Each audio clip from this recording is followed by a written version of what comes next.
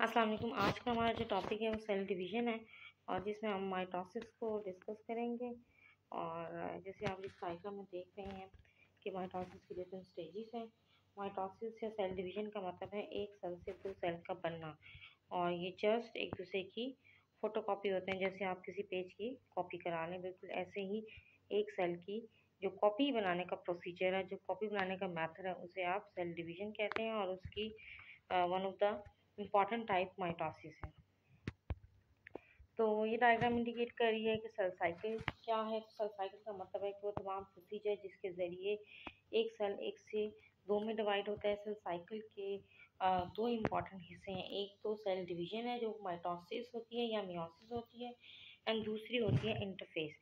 Interface की different stages होती हैं जिसमें जी नॉट होती है।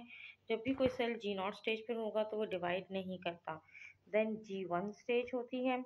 ठीक है, G1 स्टेज वो स्टेज होती है जिसमें जो सेल है वो अपने आप को प्रिपेयर करता है, वो तमाम मटेरियल उसके लिए रेडी करता है ताकि वो डीएनए को सिंथेसाइज कर सके, डीएनए को डबल कर सके। क्योंकि सेल डिवीजन से पहले सेल के अंदर मौजूद जितना भी डीएनए है वो क्वांटिटी में डबल हो जाता है ताकि आसानी से डॉटर सेल्स में इक्वली डिवाइड किया जा सके। नेक्स्ट स्टेज है एस स्टेज। एस स्टेज में डीएनए सिंथेसिस होती है। ठीक है, तो डीएनए को सिंथेसाइज किया जाता है, यानी डीएनए रेप्लिकेशन स्टेज में होती है। नेक्स्ट स्टेज होती है G2। G2 जो है वो इसके फ़ौरन बाद सेल डिवीज़न होती है। तो इस G2 के अंदर वो तमाम तैयारियां की जाती हैं जो कि एक सेल डिवीज़न के लिए ज़रूरी हैं, यानी सेंट्रियोल्स का डिवाइड होना, स्पिंडल फाइबर्स के लिए मटेरियल बन जाना। स्पिंडल फाइबर्स जो माइक्रोट्यूब्यूल्स के बने होते हैं, तो उसके लिए मटेरियल रेडी करना, माइटोटिक ऑपरेटर्स का बनना। ठीक है, तो अभी हम आपको माइटोटिक ऑपरेटर्स के इम्पॉर्टेंट पार्ट्स भी मैं बताऊंगी कि कौन से हैं। एंड देन सेल डिवीजन जो कि माइटोसिस या मियोसिस होती है। एंड आफ्टर सेल डिवीजन के बाद जो है डिवीजन ऑफ द साइटोप्लाज्म होता है, that is called cytokinesis. Basically cell division जो है उसमें दो इम्पॉर्टेंट फेजेस हैं। One phase is called the division of nucleus and other is the division of cytoplasm. तो जो डिवीजन ऑफ न्यूक्लियस है वो माइटोसिस मियोसिस होती है। डिवीजन ऑफ साइटोप्लाज्म जो है उसको आप साइटोकाइनेसिस कहते हैं। तो माइटोसिस बेसिकली क्या है कि सिंपली है एक सेल दो में डिवाइड हो जाते हैं। तो माइटोसिस की प्रोडक्ट्स हमेशा दो होती हैं। बोथ द डॉटर सेल्स जो है वो they are identical, same to same होते हैं। और माइटोसिस जो है वो बॉडी के तमाम सेल्स में होती है। सोमैटिक सेल्स मीन्स के ओवरऑल बॉडी सेल्स में, यानी हमारे जो नेल्स की ग्रोथ होना, हमारे बालों की ग्रोथ होना, या स्किन के अंदर जो रिपेयरमेंट होता है, that is because of mitosis. तो यहाँ पे मैंने आपको कुछ पॉइंट्स बताए कि माइटोसिस ग्रोथ में भी इन्वॉल्व होती है, जैसे नाखूनों का ग्रो करना, बालों का ग्रो करना, एनिमल्स के हॉर्न्स का ग्रो करना, ये सब जो है माइटोसिस की वजह से है। या स्किन का रिपेयर होना, डैमेज जो अगर स्किन हो जाती है तो रिपेयर होती है। या फिर रिजनरेशन जिसमें कि जो लॉस पार्ट जो हैं वो दोबारा से ग्रो कर जाते हैं। जैसे लिजर्ड की जो दुम है जब वो ब्रेक हो जाती है तो वो दोबारा जब वो रिजनरेट दोबारा ग्रो कर जाती है। इवन माइटोसिस आपको जब भी जाइगोट बन जाता है तो आफ्टर जाइगोट बनने के बाद द होल डेवलपमेंट जितनी भी होती है, जो कि एक जाइगोट को एक ऑफस्प्रिंग में, एक इंडिविजुअल में, एक बच्चे में तब्दील करती है, वो तमाम डिवीजन भी माइटोसिस ही इन नेचर में होती हैं। देर ऑल माइटोसिस। और माइटोसिस इसके अलावा आपको इस सेक्सुअल रिप्रोडक्शन के जो मेथड्स हैं उनमें भी आपको माइटोसिस ही मिलती है। माइटोसिस की या सेल डिवीजन की बेसिकली दो स्टेजेस हैं।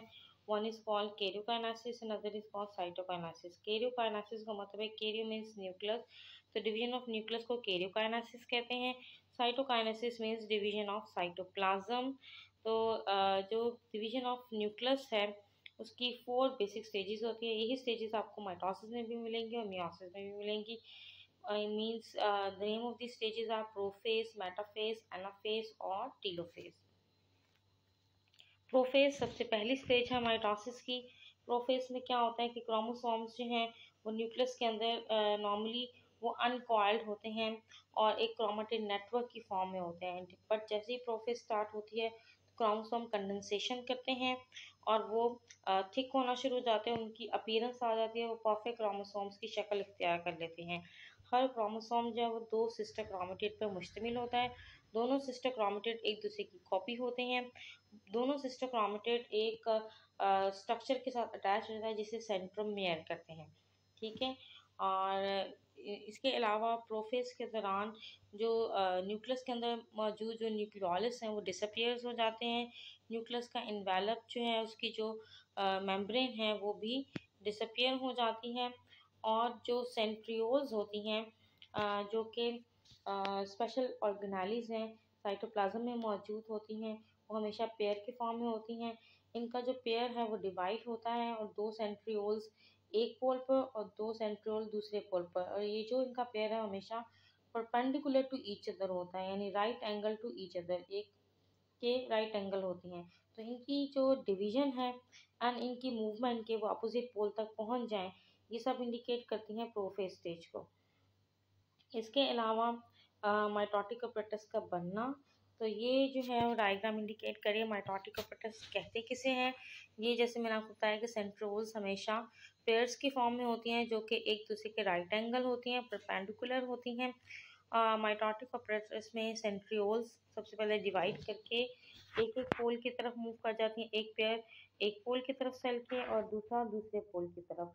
फिर दोनों सेंट्रियोल में से खास किस्म के थ्रेड्स निकलते हैं जिन्हें स्पिंडल फाइबर्स कहते हैं, जो माइक्रोट्यूब्यूल्स के बने होते हैं। ये भी माइटोटिक अपरेटस का हिस्सा है, यानी सेंट्रियोल, स्पिंडल फाइबर्स और ये ईस्टर जो है वो ये सेंट्रियोल्स में से निकलते हैं और ये सेंट्रियोल्स को साइटोप्लाज्म के अंदर एंकर करते हैं, यानी गाड़ के रखते हैं, ठीक है। जैसे प्लांट्स की रूट्स हैं उन्हें ज़मीन में गाड़ के रखती हैं, ठीक है। तो ये इसको स्ट्रांगली मजबूत करते हैं इनको। तो माइटोटिक अपरेटस बेसिकली 3 चीज़ों की बनी हुई है, एक है सेंट्रियोल्स, दूसरा स्पिंडल फाइबर्स और तीसरा जो है ईस्टर। यहाँ पे आप स्ट्रक्चर देख रहे हैं क्रोमोसोम्स का। तो क्रोमोसोम्स के जो बीच में जो है वो यहाँ पर सेंट्रोमियर होती हैं और सेंट्रोमियर के बाउंड्रीज पर जो वो खास किस्म की प्रोटीन कोड होता है जिसे आप कहते हैं काइनेटोकोर, और ये वो कोर है जिसके ज़रिए जो सेंट्रोमियर से क्रोमोसोम अटैच करते हैं स्पिंडल फाइबर के साथ। सेंट्रोसोम किसे कहते हैं, साइटोप्लाज्म का वो एरिया जहाँ पे सेंट्रियोल्स मौजूद होती हैं पेयर की फॉर्म में, that area is called centrosome. Next stage है मेटाफेज। तो मेटाफेज में क्या है कि क्रोमोसोम्स जो हैं वो अपनी अपनी सेंट्रोमेयर के ज़रिए अटैच कर जाते हैं स्पिंडल फाइबर्स के साथ और ये इक्वेटर प्लेट में यानी बिल्कुल सेल के सेंटर में अपने आप को अरेंज कर लेते हैं, अपने आप को अलाइंड कर लेते हैं। जैसे इस डायग्राम में आप देख रहे हैं कि ये जो चारों क्रोमोसोम्स हैं वो सेंटर में अटैच हैं। आपने जब भी डायग्राम ड्रॉ करनी है तो आपने जितने भी क्रोमोसोम्स प्रोफेज में यूज़ करने हैं वही नेक्स्ट फेज़ में आएंगे। हर फेज़ में तादाद जो है वो आपने चेंज नहीं कर देनी। अगर स्टार्ट में प्रोफेज में 4 है तो 4 ही लेके चलने हैं आपने, ठीक है। और ये सेंट्रोमेयर्स हैं, ये स्पिंडल फाइबर्स हैं जिसके ज़रिए ये अटैच हैं और क्रोमोसोम सेंटर में अपने आप को ऑर्गेनाइज कर लेते हैं, सेंटर में अपने आप को अरेंज कर लेते हैं और ये इंडिकेट करती है कि the stage is called metaphase.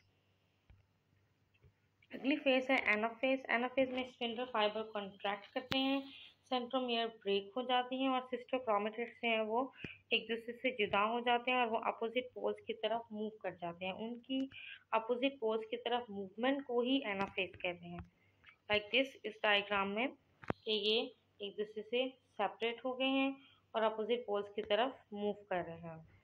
तो इस डायग्राम में यहाँ पर आपको क्रोमेटिड्स की ज़्यादा नजर आई, लेकिन आपने चाहो 4 से ज़्यादा नहीं बनाया। नेक्स्ट है टीलोफेज।